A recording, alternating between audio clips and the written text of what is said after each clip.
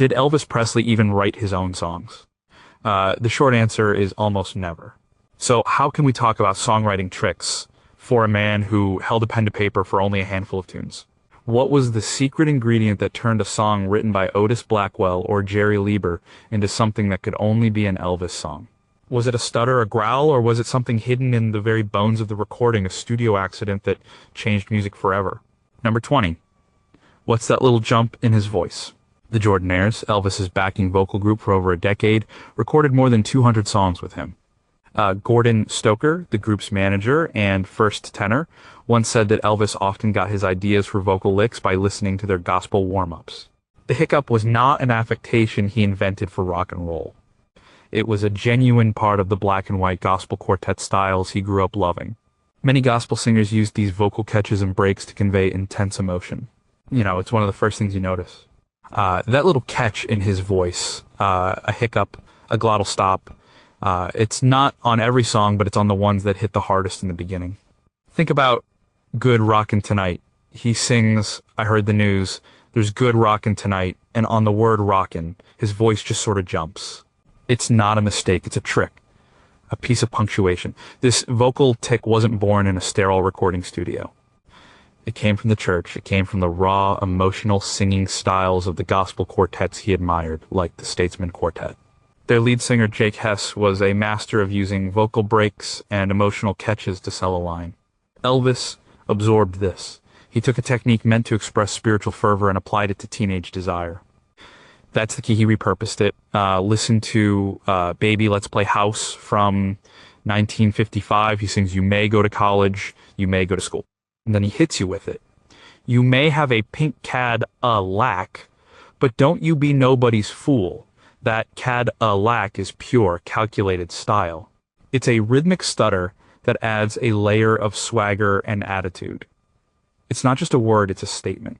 He's not just singing the line, he's performing it. He's making the lyrics his own, tattooing them with his personality.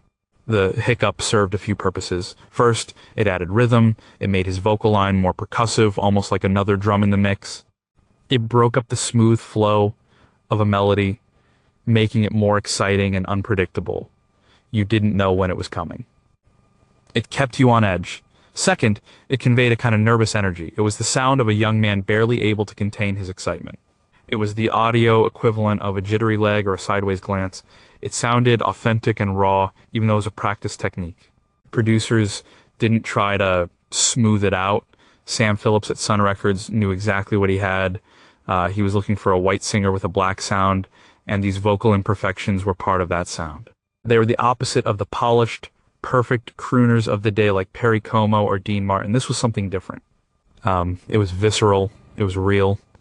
When you heard that hiccup on the radio, you knew it wasn't Pat Boone.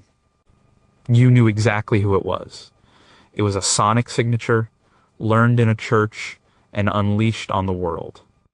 It was a simple trick, but it was one of the first things that made an Elvis Presley song sound like nothing else. Number 19, why does he stop singing and start talking? The spoken word bridge in Are You Lonesome Tonight is one of the most famous moments in music history. But on the master take, recorded on April 4th, 1960, Elvis's voice cracks with emotion and he ad-libs a line about a stage. That take was an accident. The famous logging version from 1969 was also an accident where he couldn't stop chuckling at his own dramatic delivery. The original song, written in 1926, was a simple waltz. Elvis turned it into a piece of theater, the recitation. It's a bold move. The music drops low, the band quiets down, and the singer just, talks. It's not rap. It's not poetry. It's a spoken monologue, right, in the middle of a song. For Elvis, this wasn't a novelty. It was another tool he borrowed from his influences, primarily from the world of gospel and country music. Country artists like Hank Williams and Red Savine used spoken word sections to tell a story with extra gravity. Gospel groups, particularly the Spear family, used it to deliver a sermonette, a moment of direct personal testimony. Elvis used it to create intimacy When he spoke, it felt like he was talking directly to you. The most famous example is Are You Lonesome Tonight? The song is moving along, a sweet, sad ballad. Then everything stops. The music becomes a whisper. And he begins, I wonder if you're lonesome tonight. He's not singing anymore. He's an actor in a play describing an empty stage. It's pure melodrama. It's incredibly vulnerable. And it's a trick he used to pull the listener in closer than any sung melody ever could. He breaks the fourth wall of the song. He didn't just do it on slow songs. Take a listen to Blue Christmas. It's a standard holiday tune, but his version is the definitive one. Why? Part of it is the spoken part. After singing about his blue Christmas, he drops his voice to a low, mournful register and speaks the lines, You'll be doing all right with your Christmas of white, but I'll have a blue, blue, blue, blue Christmas. The repetition of blue isn't sung. It's spoken with a kind of weary finality. It makes the sadness of the song feel more personal and profound. This technique allowed him to do something crucial. It let him act within the song. Elvis was a movie star, and he brought that sensibility to his music. The recitation was a mini monologue. It let him showcase a different side of his persona. He could be the heartbroken lover, the wise narrator, or the pleading confidant. It changed the dynamic of the recording. It wasn't just a band playing a tune with a singer. It was a story unfolding, and for a brief moment, the singer stepped out of his role to confide in the audience.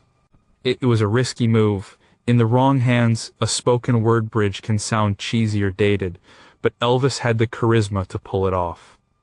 His voice, even when speaking, was so rich and compelling that it held your attention. The trick was in the contrast.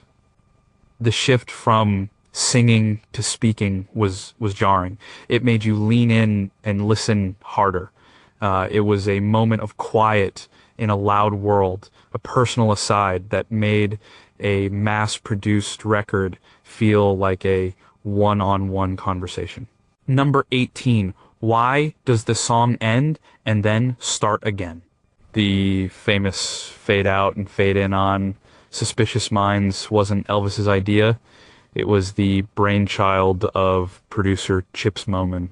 And Elvis and his entourage left the studio thinking the song was done. Moman, believing the song had more life in it, had the band record the outro again, and physically splice the tape back onto the master after the initial fade, creating a false ending. When RCA received the master, they were furious and demanded it be removed, but Moman refused. He won, and the song became one of Elvis's biggest hits. The false ending is a classic showman's trick. It's the musical equivalent of a curtain call. You think the show is over. You start to applaud. Then, the curtain rises again for one last blast.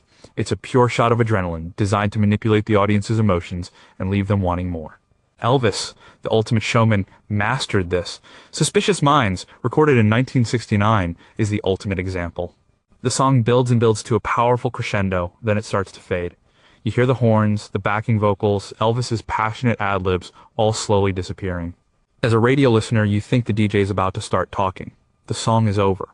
But then, after a few seconds of near silence, it comes roaring back. The drums kick in, the horns blast, and Elvis is right back in your ear, wailing with even more intensity.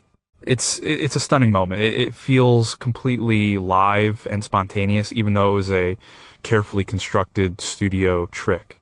This device does a couple things. First, it completely breaks the listener's expectations.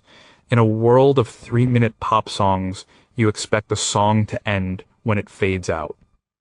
By defying that convention, the song immediately stands out. It refuses to be ignored. It grabs you by the collar and says, "We're not done yet." Second, it extends the emotional climax of the song. The fade out gives you a moment to breathe, to process the emotion of the track. The fade in then hits you with a second wave, often more powerful than the first. It's a release, followed by an even bigger release. This wasn't just a one-off. While Suspicious Minds is the most famous, the idea of a big ending was central to the Elvis sound, especially in his live performances. Songs like An American Trilogy would build to a massive, drawn-out conclusion, often with multiple crescendos and stops, whipping the audience into a frenzy. The false ending of Suspicious Minds was the studio-crafted version of that live energy. It was a way to capture the lightning of his stage show on a piece of vinyl. It also demonstrated a shift in his recording process. In the 70s, he had more control and worked with producers who were willing to experiment. The neat, tidy song structures of the 50s and the formulaic movie soundtracks of the 60s gave way to more ambitious arrangements. The false ending was a sign of this new-found creative freedom. It was a trick that showed Elvis wasn't just a singer anymore. He was an event. And sometimes, like, the event was so big it couldn't be contained in a single ending. Number 17, how did he blend 3 different worlds into one sound? Sam Phillips, the founder of Sun Records, famously said, "If I could find a white man who had the Negro sound and the Negro feel, I could make $1 billion." This wasn't just about finding a good singer, it was about finding a cultural synthesizer. Elvis didn't just sing blues or country, he sang them at the same time in the same song. This fusion was not a marketing gimmick, it was the natural expression of the music he heard growing up in Tupelo and Memphis. This is perhaps the most fundamental trick of all. It's the foundation on which everything else is built. Elvis Presley did not invent rock and roll, but he was its greatest catalyst. He did this by taking 3 distinct and often segregated American musical traditions and smashing them together. The trick was the blend. The ingredients were gospel, country, and blues. First, you have the blues. Growing up in Tupelo, Mississippi, and later in Memphis, Tennessee, he was surrounded by it. He absorbed the music of bluesmen like Arthur Big Boy Crudup, who wrote "That's All Right," Elvis's first single. From the blues, he took the 12-bar structure, the raw emotional delivery, the suggestive lyrics, and the bent notes of the guitar. It gave his music its danger, its swagger, and its soul. When he sang a blues song, he wasn't just copying it. He was filtering it through his own experience. Second, you have country music. This was the music of the white working class South. It was the sound of the Grand Ole Opry on the radio every Saturday night. From country, he took the storytelling, the clear, twangy guitar lines of players like Chet Atkins, and a certain kind of heartbreak and sincerity. His second single was a cover of Bill Monroe's bluegrass waltz, Blue Moon of Kentucky. But he didn't play it like a waltz. He supercharged it, turning it into a frantic rockabilly anthem. Okay, he took a country song and gave it a blues engine. Third, and perhaps most importantly, you have gospel. Black and white gospel music was a constant in his life. He loved the harmonies, the call and response, and the sheer emotional power of it.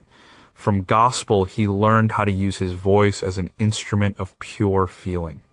He learned about dynamics, about going from a whisper to a shout, the vocal swoops, the falsetto leaps, the impassioned delivery. Much of that came directly from the church. The Jordanaires, his backing singers, were a top gospel quartet. They brought that authentic church harmony sound to his pop records. The trick was not just in liking these genres. Many people did. The trick was in seeing them not as separate categories, but as a single language. In his mind, there was no hard line between a spiritual and a blues shuffle. It was all just music. When he stepped into Sun's studio in 1954, he didn't say, "Let's make a country song," or "Let's make a blues song." He just sang, and what came out was a hybrid. That's All Right was a blues song played with the frantic energy of country. Blue Moon of Kentucky was a country song played with the backbeat of the blues. This fusion is why he was so revolutionary. He broke down the musical walls of the 1950s. He presented a sound that was at once familiar and completely alien. White kids heard the country they knew, but with a rebellious blues rhythm. Black audiences heard the blues they loved, but with a different kind of vocal and instrumental texture. It was a sound that belonged to everyone and no one. It was the sound of something new being born. That's the core trick. It wasn't just a style, it was a synthesis. Number 16, who were those voices singing behind him? The Jordanaires originally refused to back Elvis on his first national television appearance on The Steve Allen Show in 1956. They were a respected gospel group and were worried that associating with the controversial new rock and roll singer would damage their reputation in the religious community. They changed their minds after seeing his professionalism and realizing the huge exposure it would bring. They went on to become an integral part of his sound for the next 14 years, those smooth four-part harmonies you hear on countless Elvis hits. They weren't just random session singers, they were the Jordanaires, and they were more than just background noise. They were a crucial songwriting and arrangement tool. Their presence fundamentally changed the texture of his music, turning simple rock and roll songs into something more lush and complex. The trick was using a gospel quartet in a pop context. The Jordanaires were masters of harmony. They could create a rich, full sound that acted as a sort of vocal orchestra. Their sound provided a cushion for Elvis's lead vocal to sit on.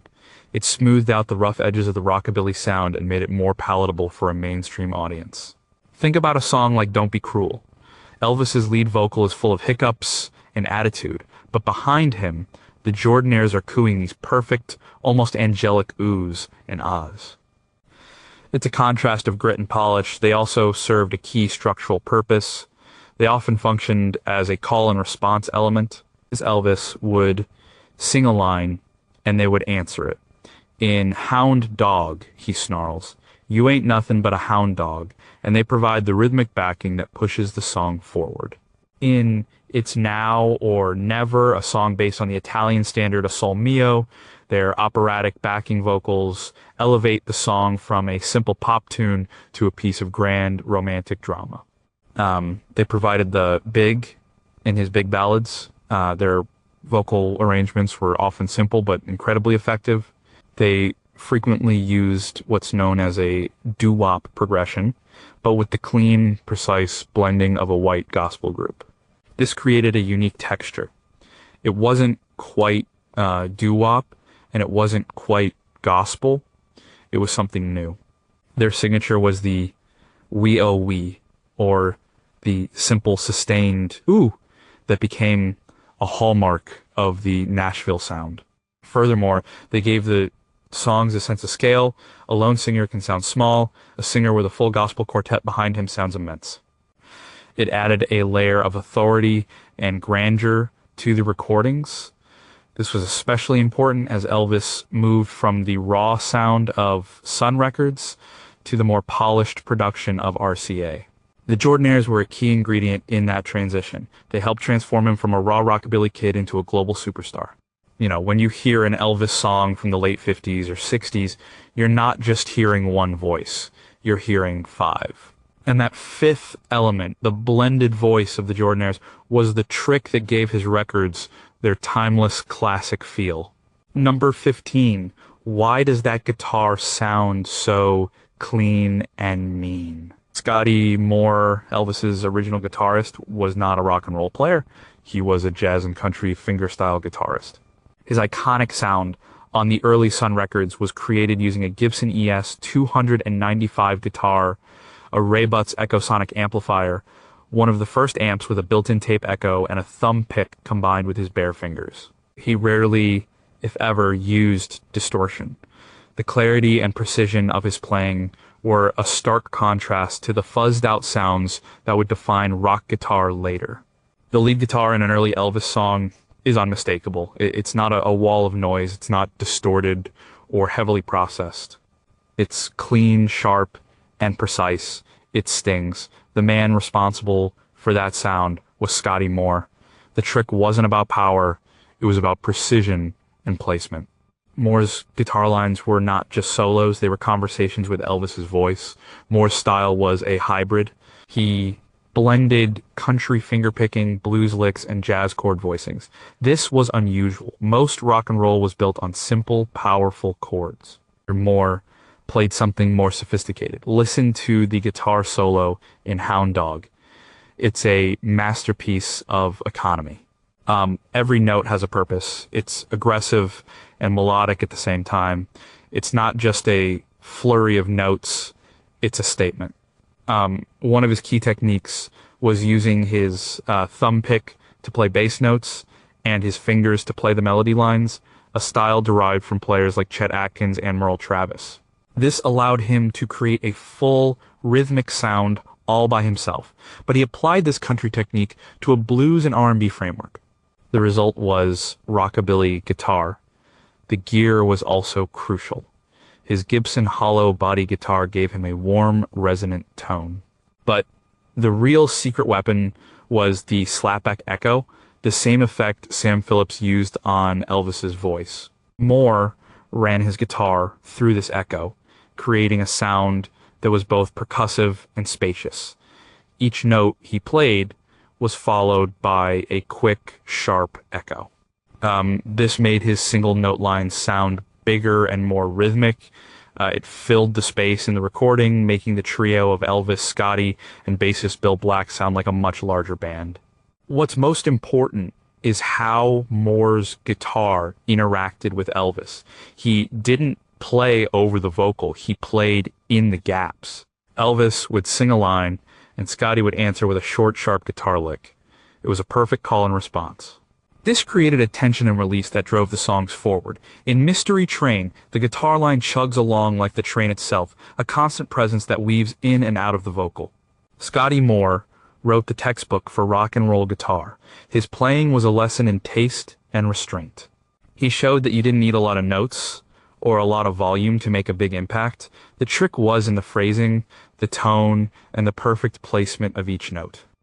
It was the sound of controlled chaos, and it became the blueprint for generations of guitarists to follow. When you heard that clean, echo-laden guitar, you knew you were listening to an Elvis Presley record. Number 14, what makes you want to tap your foot instantly? DJ Fontana, Elvis's drummer from 1954 to 1968, came from a background playing in a country strip club. He wasn't a rock drummer because there was no such thing yet. He famously said, "I just listened to what Elvis was singing and tried to put something in that wouldn't get in the way."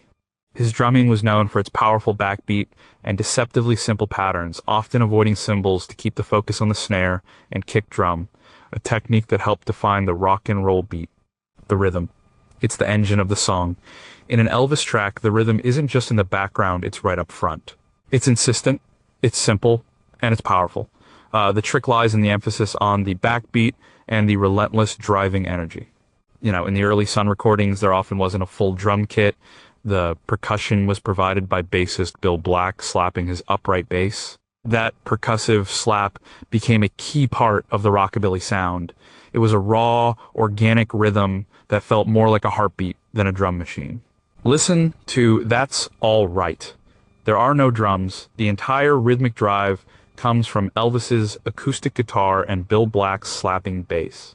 It's a stripped-down, primal beat.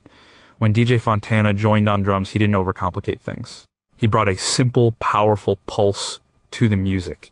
His genius was in what he didn't play. He focused on a strong kick drum and an even stronger snare drum on the second and fourth beats of the measure. This is the backbeat. While it existed in R&B, Fontana played it with a kind of straightforward, heavy-handed intensity that was new. It was a beat you could feel in your chest. This focus on the backbeat was revolutionary for mainstream pop music.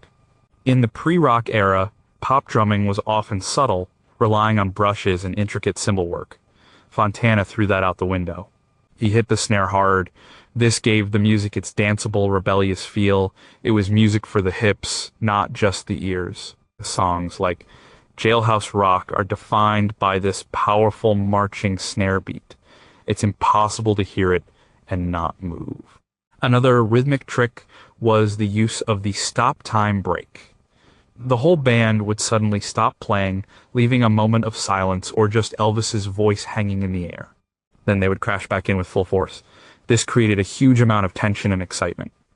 It was a dramatic device used to highlight a specific lyric or vocal moment.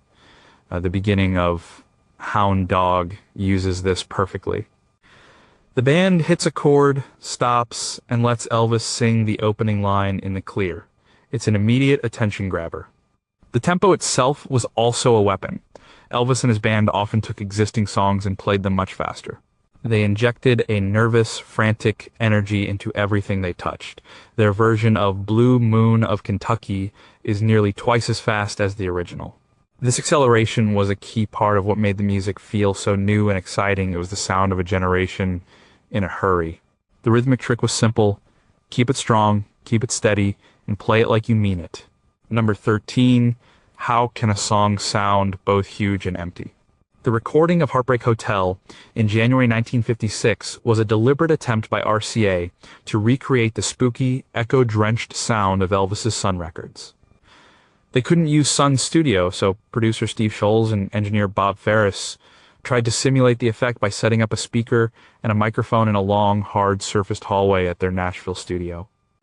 They played the tape of Elvis's vocal through the speaker and recorded the sound coming back from the microphone, capturing the natural reverb of the hallway. The RCA executives initially hated the result, thinking it sounded unprofessional and strange. Space. It's the silent ingredient in music. The way an instrument or a voice sounds is heavily influenced by the room it's in.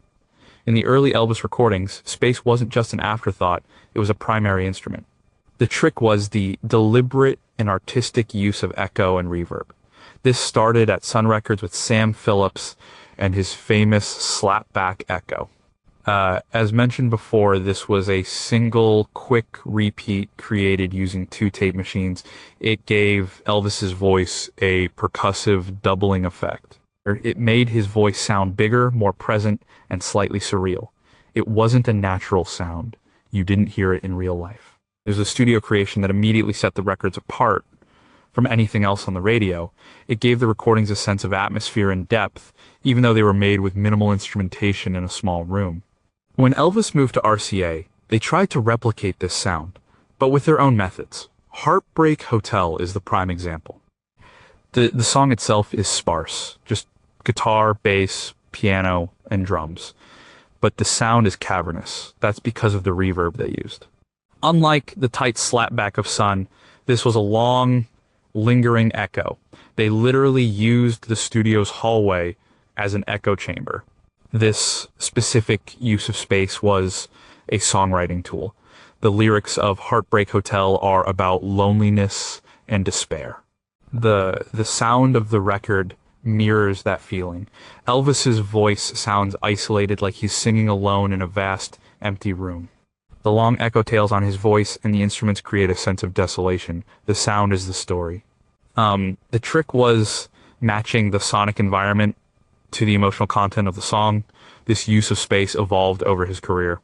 In the 1960s, the recordings became more polished with lusher orchestrations, but even then, reverb was used to give his voice a heroic, larger-than-life quality. On ballads like Can't Help Falling in Love, the gentle wash of reverb makes his voice sound romantic and dreamy. In the late 60s and 70s, during his comeback, the recordings got even bigger. On a track like Suspicious Minds, the sheer amount of sound is staggering. You have a rock band, a horn section, a string section, and multiple backing vocalists. Here, the use of space was about creating a wall of sound. But even within that wall, Elvis's voice is carved out with its own reverb, making it punch through the dense arrangement. The trick was understanding that the room a song is in matters. By manipulating echo and reverb, Elvis and his producers could make him sound like a jittery teenager in a small studio, a lonely man at the end of a dark hall, or a demigod on a colossal stage. The space was never neutral. It was always part of the performance. Number 12. Why do the lyrics seem so simple, yet so effective? The songwriting duo of Jerry Lieber and Mike Stoller wrote some of Elvis's most iconic hits, including Hound Dog, Jailhouse Rock, Trouble, and Don't. They were 2 white Jewish kids from New York who had an uncanny ability to write R&B and rock and roll songs that felt completely authentic. They were masters of creating mini stories and vivid characters within the confines of a 3-minute pop song. They didn't just write lyrics, they wrote scripts, the words. In an Elvis song, the lyrics are almost always direct, simple, and relatable. They deal with universal themes: love, lust, heartbreak, dancing, having a good time. There's very little complex poetry or abstract metaphor. The trick is in the directness and the use of vivid, concrete imagery. The songwriters who wrote for Elvis, like Otis Blackwell, Don't Be Cruel, Al Shook-Up, and Lieber and Stoller, were masters of this craft. They understood that a rock and roll song needed to communicate its message quickly and powerfully. They used simple language, but they used it well. Take All Shook Up. The lyrics describe the physical symptoms of being in love. My hands are shaky and my knees are weak. I can't seem to stand on my own 2 feet. It's not a deep philosophical exploration of love. It's a literal physical description of what it feels like. It's relatable. Anyone who's ever had a crush understands that feeling. The lyrics work because they are honest and unpretentious. Another trick was the use of slang and a conversational tone. The lyrics sounded like the way teenagers actually talked. Phrases like "ain't nothing but a hound dog" or "well, bless my soul" gave the songs an authenticity and an attitude. It was a rejection of the formal, proper language of the older generation's music. This was rebellious language. It was the secret code of the youth. Lieber and Stoller, in particular, were brilliant at creating characters and scenarios. Jailhouse Rock isn't just a song about dancing. It's a short film. It has a setting at county jail, characters Sad Sack, Shifty Henry, the Bugsy Boy, and a plot the warden threw a party and the whole cell block started to rock. They packed a whole narrative into a few verses. This made the song more than just a tune, it was an experience. It sparked the listener's imagination. The lyrics also often had a playful or dangerous edge. Lines like, "If you're looking for trouble, you came to the right place." Trouble, or the suggestive nature of "Don't be cruel," pushed the boundaries of what was acceptable on mainstream radio in the 1950s. This hint of rebellion was a huge part of the appeal. The real trick was that the simplicity was deceptive. Writing a simple, effective lyric is incredibly difficult. It requires stripping away everything unnecessary and getting to the core of an emotion or a story. The lyrics in an Elvis song didn't try to be clever, they tried to be real. And by being direct, honest, and full of vivid imagery, they connected with millions of people on a gut level. Number 11. How can his voice go from a whisper to a roar? In his famous 1968 comeback special, Elvis performed a raw, intimate, unplugged session. During the song One Night, he changed the original tamer lyric "One night with you is what I'm now praying for" back to the suggestive original he had first recorded in 1957, "One night of sin is what I'm now paying for." The way he delivered the line with a soft, breathy start that built to a powerful, gritty climax showcased his incredible dynamic control, a skill he had honed over years of singing gospel and blues. Dynamics, it's the variation in volume, the contrast between loud and soft. Many singers have a powerful voice. Many can sing softly and tenderly, but very few can move between these two extremes with the speed, control, and emotional impact of Elvis Presley. The trick was his mastery of vocal dynamics, using it to build tension and create drama. An Elvis vocal is rarely static. It doesn't stay at one volume level, it breathes, it swells and recedes. He would often start a verse in a soft, almost conversational tone, drawing the listener in. This created a sense of intimacy, as if he were sharing a secret. Listen to the beginning of "Can't Help Falling in Love." He sings the opening lines, "Wise men say only fools rush in," with a gentle, breathy delivery.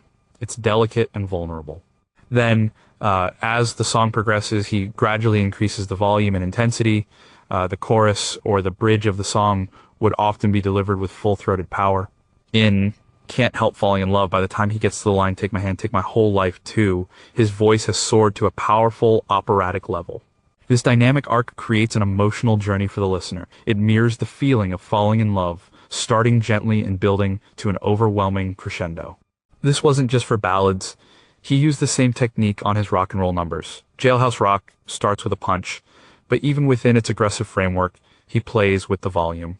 He'll pull back on a line, then hit the next one with explosive force. This keeps the performance exciting and unpredictable. It's like a boxer throwing a series of jabs and then landing a powerful hook. This skill came directly from his gospel and blues influences. Gospel singers are masters of dynamics, using volume to express the peaks and valleys of spiritual emotion. Blues singers like Roy Brown, a major influence on Elvis, would often use a crying style that moved from a moan to a shout. Elvis took these techniques and applied them to pop music. The microphone was his partner in this. He knew how to work a mic better than almost anyone. He would move closer to it for quiet, intimate moments and pull back when he was about to unleash his full power. This gave him even more control over the dynamics of his recorded and live performances. The trick was to treat the song not as a melody to be sung, but as a dramatic performance to be delivered. By using the full range of his voice, from a tender whisper to a commanding roar, he could tell a story with pure sound. Number 10. Why does his voice sound so rich and full? And Elvis's natural vocal range was that of a high baritone spanning approximately 2.5 octaves from a low G1 to a high B4 with a powerful falsetto that could reach at least a D-flat 5. Unlike many rock singers who pushed their voices to the limit, Elvis typically sang in a comfortable mid-range, which allowed his voice to retain a rich, resonant tone without sounding strained. This control and tonal quality were the result of natural talent combined with the techniques he learned from gospel and opera records. The tone of his voice, it's the actual sound quality.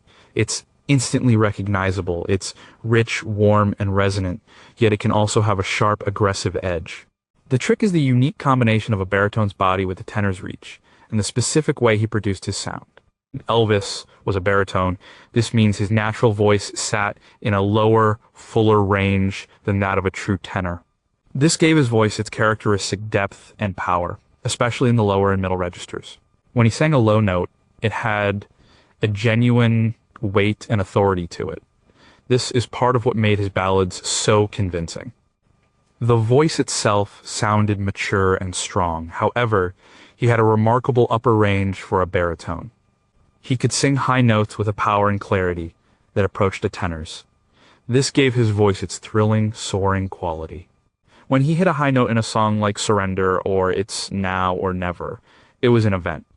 It was the sound of pure release and excitement.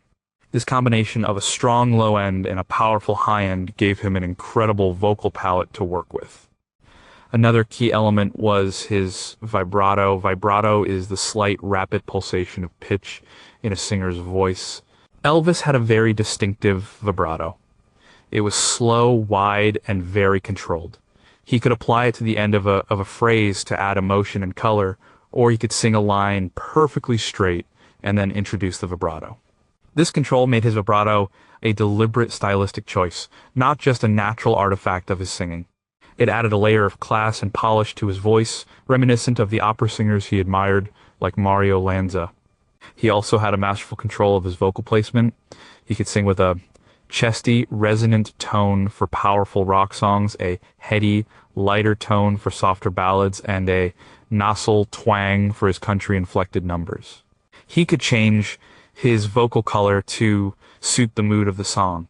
Listen to the difference between the gritty, bluesy snarl of Trouble and the smooth, crooning delivery of Love Me Tender.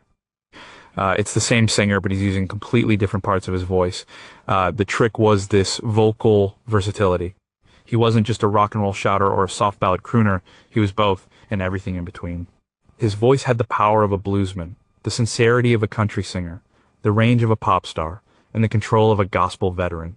This unique combination of vocal qualities meant that no matter what kind of song he was singing, it always sounded unmistakably like him.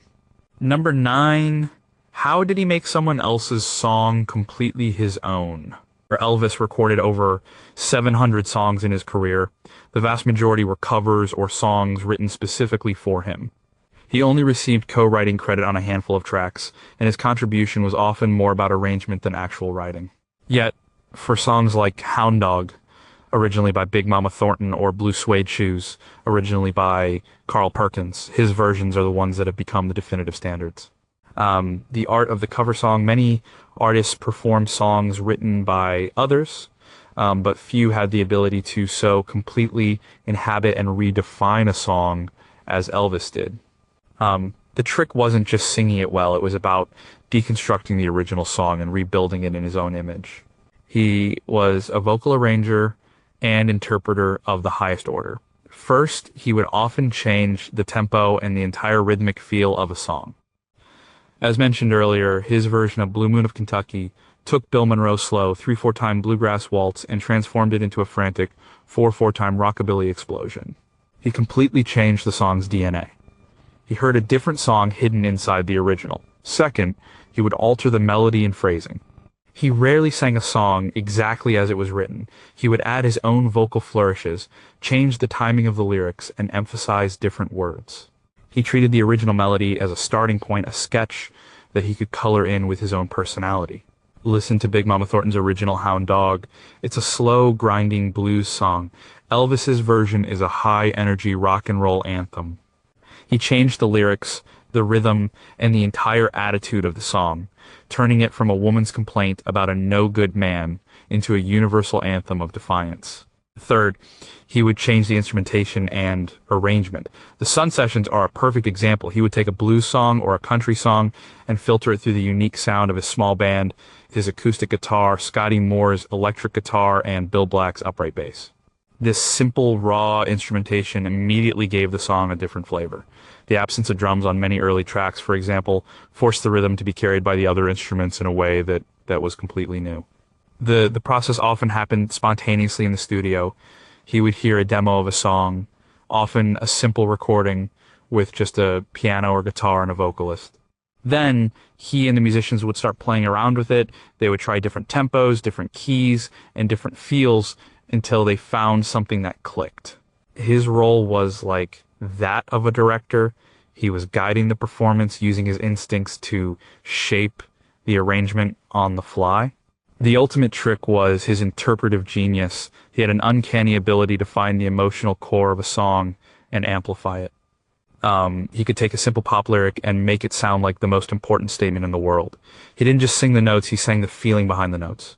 This is why his versions so often eclipse the originals. He wasn't just covering a song, he was claiming it. Number 8. Why do so many of his songs start with a bang?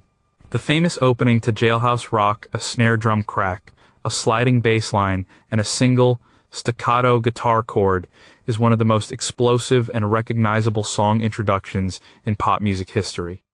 It was crafted in the studio by Elvis and his band, along with songwriters Lieber and Stoller, to create an immediate sense of drama and excitement, setting the stage for the story that was about to unfold. The intro. The first 5 seconds of a song. In the age of radio, this was prime real estate. You had to grab the listener's attention immediately before they could turn the dial. Elvis's records are masterpieces of the killer intro. The trick was to start the song with an unforgettable hook, whether it was a guitar riff, a drum beat, or a vocal phrase. Many of his songs start with a signature guitar lick from Scotty Moore. Think of the simple descending riff that kicks off Heartbreak Hotel. It's dark, moody, and instantly sets the tone for the song. Or the frantic, bluesy riff that opens Blue Suede Shoes. It's a jolt of pure energy that tells you exactly what kind of song you're about to hear. These weren't just random notes, they were a musical summary of the song's attitude. The drums were also used to create powerful intros. The aforementioned intro to Jailhouse Rock is a case in point. It's a short, sharp shock that grabs you by the ears. The simple but powerful drum fill that kicks off All Shook Up is another example. It's a call to action, a signal that the song is about to start and you'd better be ready. Sometimes the intro was just Elvis's voice. And a song like It's Now or Never begins with him singing the title phrase with very little accompaniment. It's a bold, dramatic opening that puts his voice front and center from the very first second. Starting with the vocal hook was a way to get straight to the point, to deliver the song's main message right at the top. Another common trick was the stop time intro. The band would hit a single powerful chord and then stop, leaving a space of silence. And Elvis would then sing the opening line a cappella before the band crashed back in. This created a huge amount of drama and anticipation. The opening of Hound Dog is a classic example. This technique forces you to pay attention to the lyrics and the singer's delivery.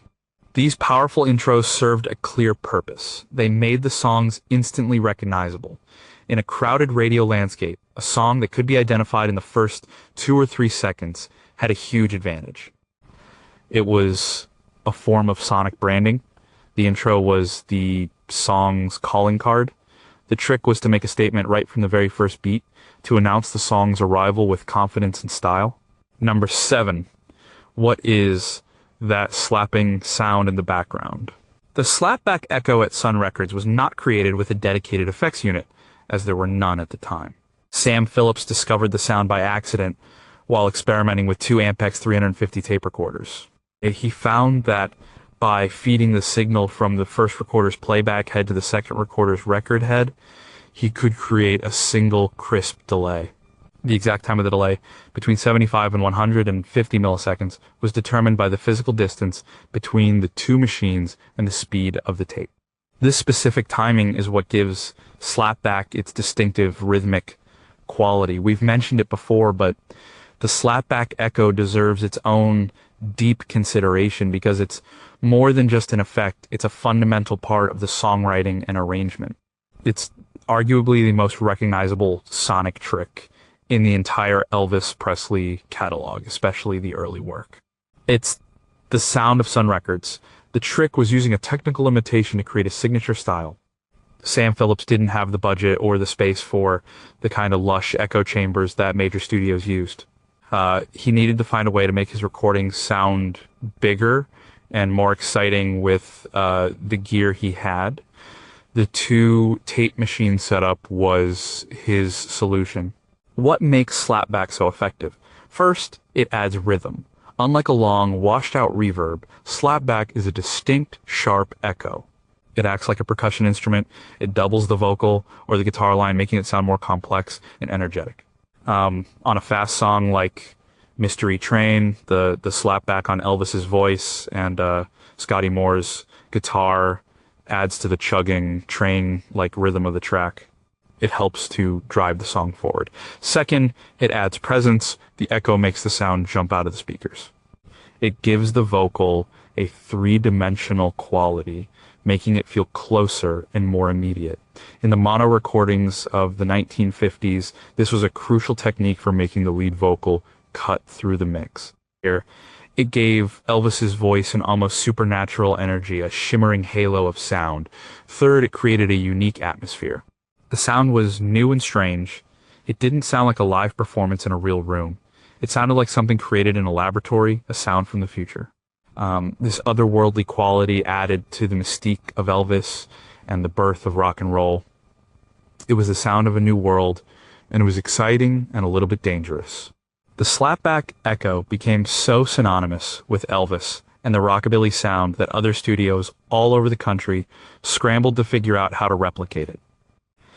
It became the defining sonic texture of an entire genre. It's a perfect example of how a technical trick can become an essential part of the artistic expression. The sound wasn't just applied to the song after the fact, it was part of the performance. Elvis and the musicians played with the echo, responding to it and incorporating it into their phrasing and timing. It was the ghost in the machine, and it helped make Elvis Presley a star. Number 6, why does the music suddenly change feel in the middle? Many of Elvis's biggest hits, especially those from the late 50s and early 60s, follow a classic ABBA song structure. This structure, popular in Tin Pan Alley songwriting, consists of 2 verses A sections, a contrasting bridge B section, and a final verse A section. The bridge provides a melodic and lyrical departure from the main theme, creating a sense of release and return that is deeply satisfying to the listener. Songwriters like Doc Pomus and Mort Schumann, who wrote Viva Las Vegas and Mari's the Name His Latest Flame, were masters of this form. The bridge, it's the part of the song that's different. The verse sets up the story. The chorus delivers the main hook. But the bridge, or the middle 8, is a journey somewhere else. It's a temporary departure, a change of scenery before returning home. And Elvis's songs use the bridge as a powerful trick to add emotional depth and musical variety. The trick of the bridge is to provide contrast. If the verse is rhythmically driving, the bridge might become smoother and more melodic. If the verse is in a major key, the bridge might shift to a minor key, introducing a sense of sadness or tension. This change-up re-engages the listener's ear. It prevents the song from becoming repetitive and boring. Take Don't Be Cruel. The verses are built on a simple, shuffling rock and roll groove. It's fun and danceable. Then the bridge arrives, I don't want no other love. Baby, it's just you I'm thinking of. The melody lifts, the chords change, and the whole feel of the song becomes more romantic and pleading. It's a moment of sincerity in the middle of a playful song. This emotional shift makes the return to the main groove of the verse feel even more powerful. In his big ballads, the bridge was often the moment of emotional climax. In Can't Help Falling in Love, the A sections, the verses are gentle and questioning. The bridge, like a river flows surely to the sea, is where the certainty and power come in. The melody soars and his voice opens up. The bridge is the answer to the question posed in the verses. It's the emotional payoff. The bridge also served a narrative function. It often provided a new perspective on the story being told in the lyrics. It could be a moment of reflection, a memory, or a shift in the emotional state of the narrator. This made the songs feel more like complete stories with a beginning, a middle, and an end. Structurally, the bridge is what gives many classic pop songs their satisfying shape. The A above form is powerful because it's about tension and release. The A sections establish a home base. The B section, the bridge, takes you away from that home base, creating a slight feeling of unease or anticipation.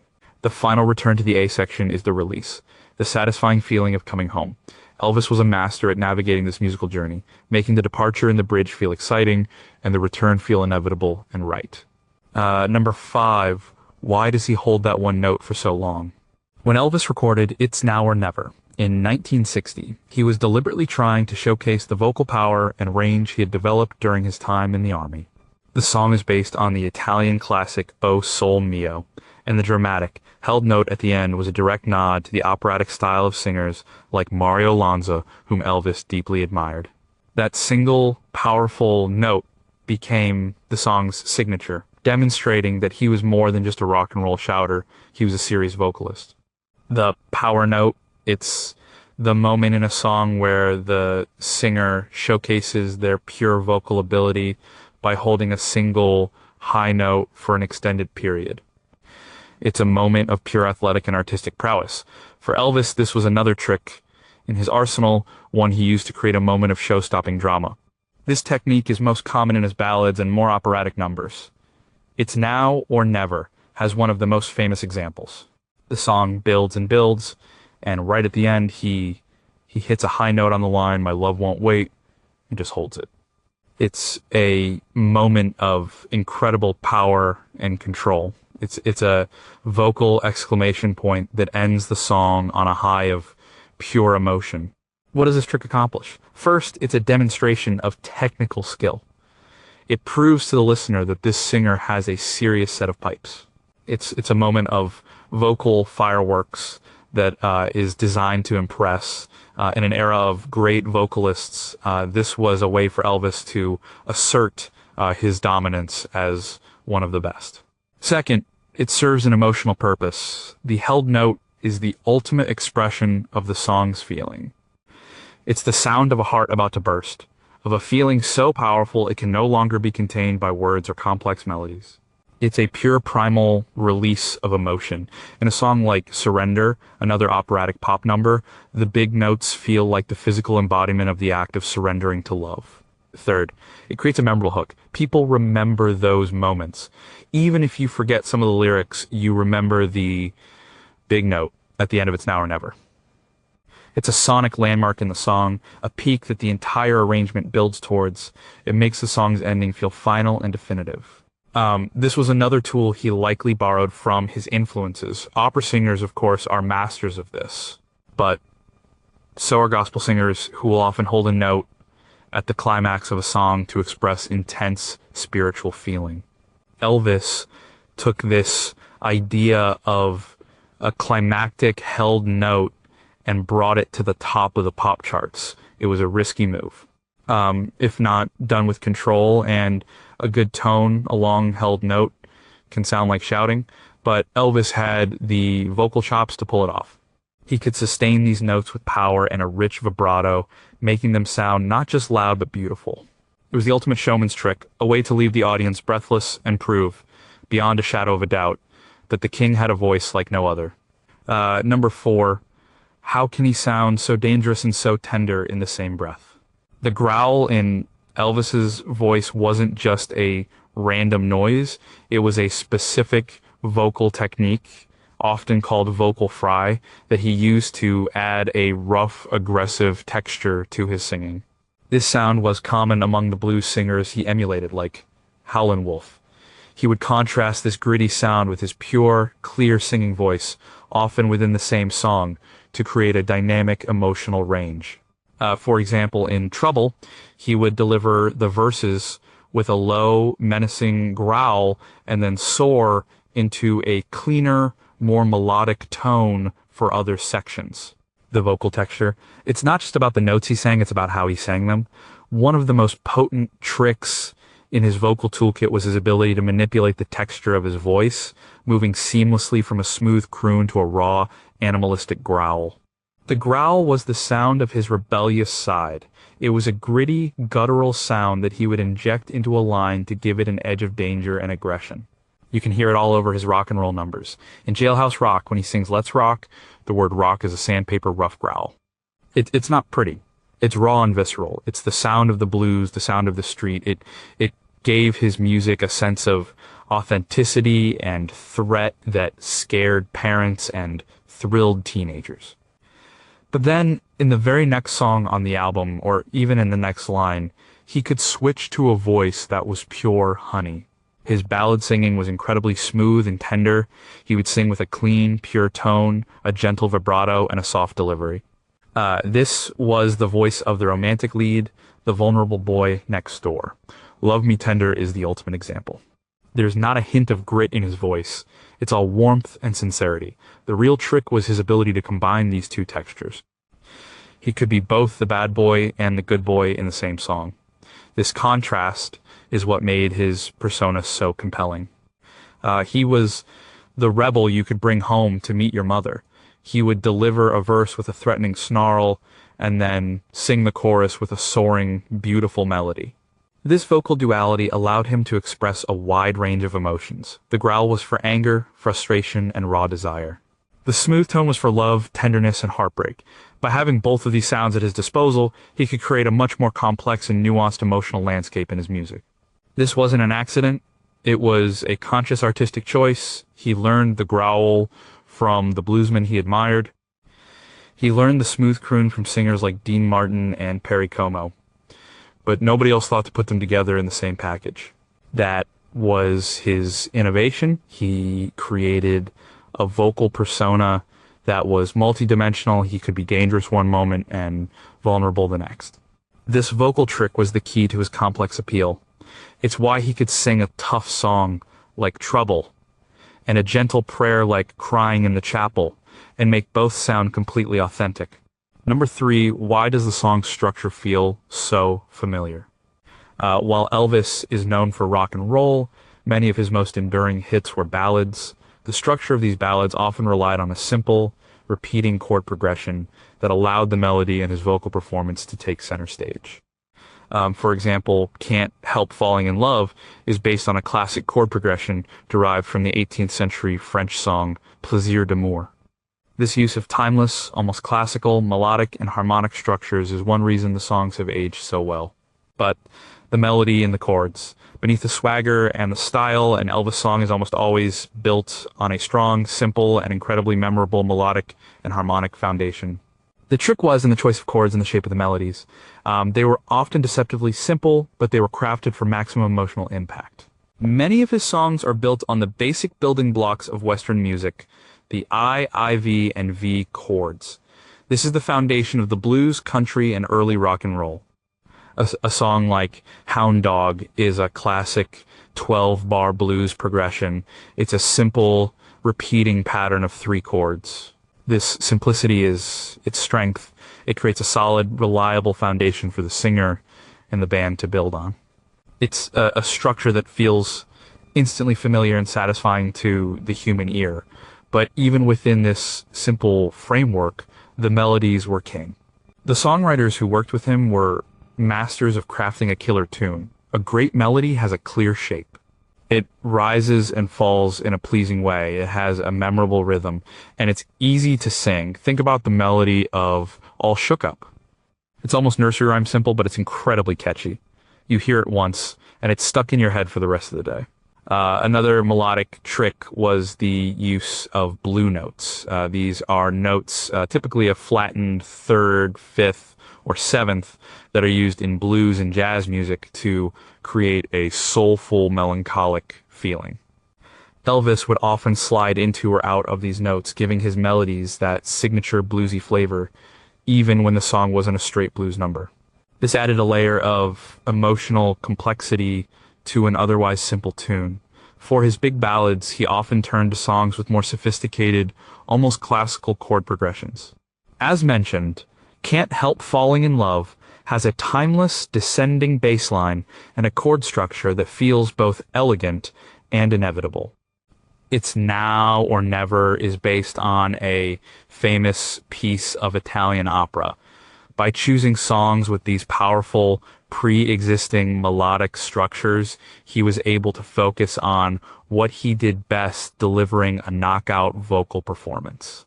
The ultimate trick was the marriage of a simple, strong structure with a powerful, emotional performance. The songs were sturdy enough to handle the full force of his voice. They were catchy enough to be pop hits, and they were emotionally direct enough to feel timeless. The foundation was simple, but the performance built a palace on top of it. Number two, how did he keep it all together? Throughout his career, but especially in the early days, Elvis often played rhythm guitar on his own records and on stage. While he wasn't a technical virtuoso, his aggressive, percussive acoustic guitar playing was a crucial part of the band's rhythm section. On songs like That's All Right, his guitar provides the main chugging rhythm that drives the song, acting as both a harmonic and a percussive instrument. He often used a leather cover on his guitar to enhance this percussive sound, the anchor. In the swirl of echo, soaring vocals, and stinging guitar solos, there needed to be a solid center. That anchor was often Elvis himself. The trick that is often overlooked is his own contribution as a rhythm instrument. His role as a rhythm guitarist was essential, particularly in, the Sun Trio. With no drummer, the rhythm had to come from somewhere. Bill Black's slapping bass provided the low end and the backbeat. Elvis's acoustic guitar provided the forward momentum. He played with a driving, relentless energy. It wasn't fancy, but it was powerful. It was the glue that held the sound together. This rhythmic foundation gave Scotty Moore the freedom to weave his intricate lead lines around the vocal. His sense of time was impeccable. As a singer and a player, he had a natural, intuitive feel for rhythm. He could push the beat, making a song feel urgent and exciting, or he could lay back, giving it a more relaxed, soulful feel. The band followed him. He was the leader, not just in name, but in musical direction. The tempo and the feel of the song were dictated by his performance.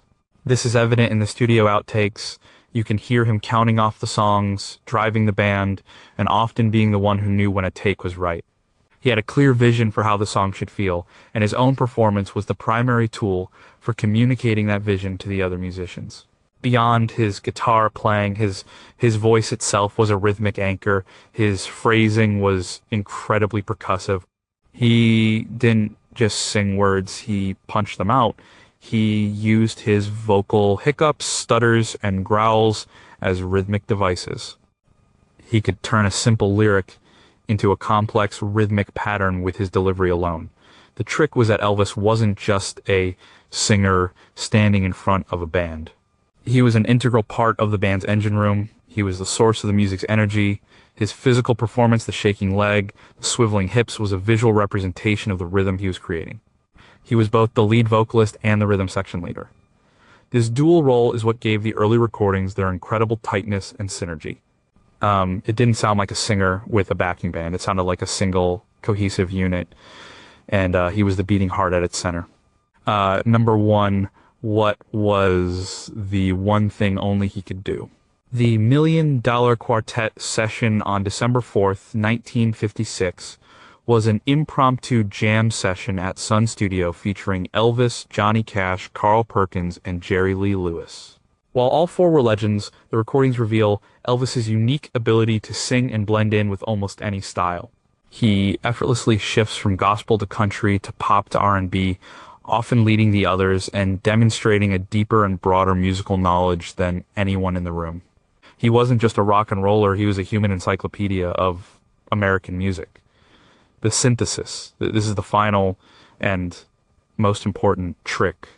It's the one that encompasses all the others. It was his unique, once-in-a-generation ability to act as a cultural and musical filter. He absorbed everything he ever heard: blues, gospel, country, pop, opera, and when he performed, what came out was not a copy, but a new creation. A synthesis. The trick was his incredible musical memory and his intuitive understanding of how different styles could fit together. He could hear a country song and know instinctively that it would work with a blues rhythm. He could hear a pop ballad and know that it needed the harmonies of a gospel quartet. He wasn't trained, he couldn't read music, it was all feel. His brain was a natural cross-genre pollinator. He didn't see the walls between different types of music.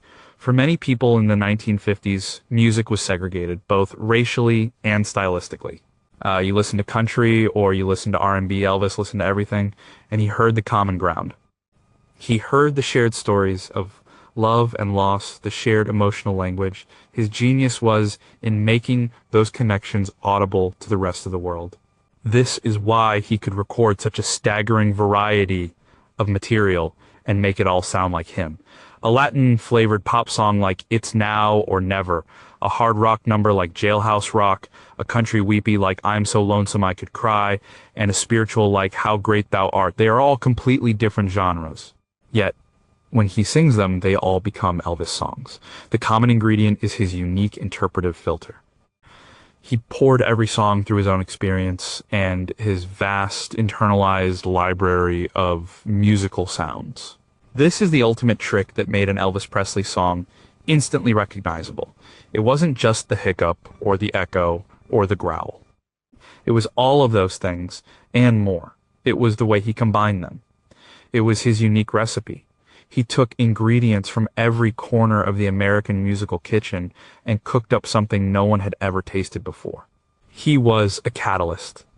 He took existing elements and, by combining them, created a powerful reaction that changed music forever. The trick wasn't just in what he did, but in who he was, a poor boy from the South who loved all the music that surrounded him without prejudice. And when he opened his mouth to sing, that love and that lifetime of listening came pouring out in a voice that contained multitudes. That was the trick no one else could ever replicate.